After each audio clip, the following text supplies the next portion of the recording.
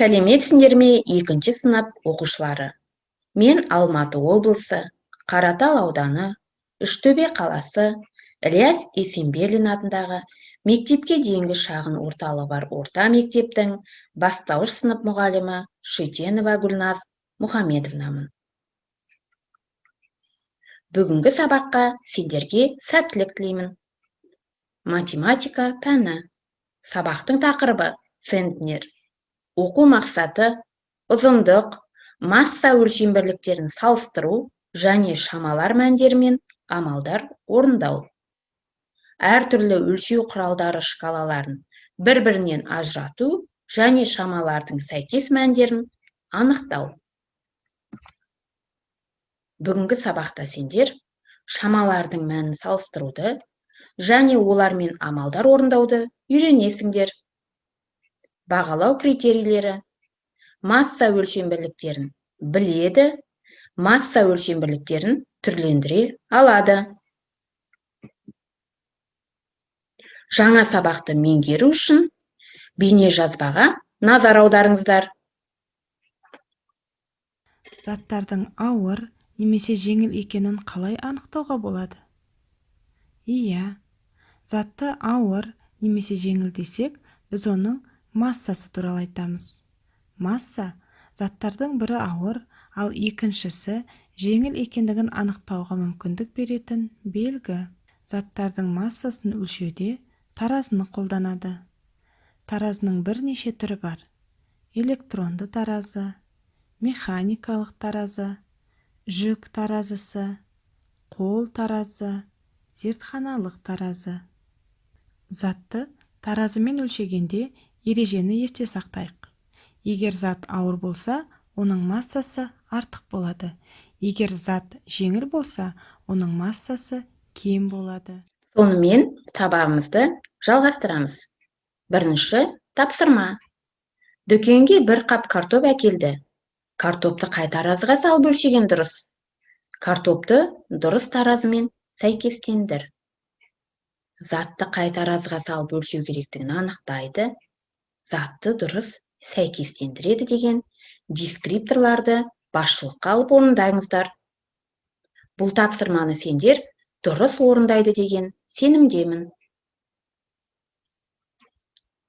Орындап болсаңдар, дұрыс нұсқасын қарап, орындаған тапсырмаларыңызды тексеріңіздер. Жарайсыңдар, балалар. Тапсырманы орындап болсаңыздар, бас бармақ әдісі арқылы өздеріңізді бағалаңыздар. Есіңе сақта. 1 центнер 100 килограммға тең екен. 1 тонна 1000 килограммға тең. 1 килограмм 1000 граммға тең. Сонымен қатар, балалар, бидай, күріш, мақта өнімдерін центнермен өлшейді екен.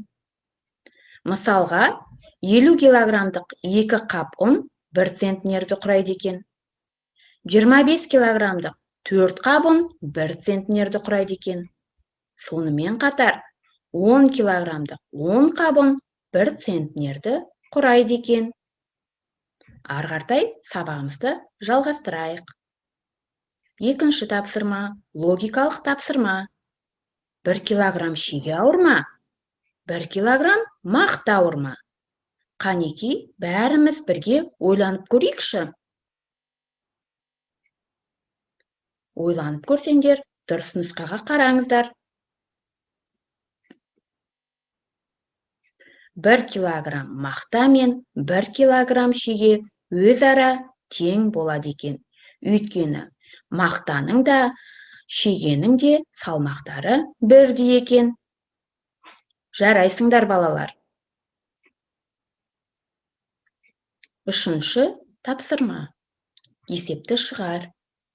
Бақшадан Айдар 50 килограмм қызанақ және 50 килограмм қияр жинады. Айдар барлығы бақшадан неше килограмм көкөніс жинады? Өлшеу нәтижесін центнермен көрсет.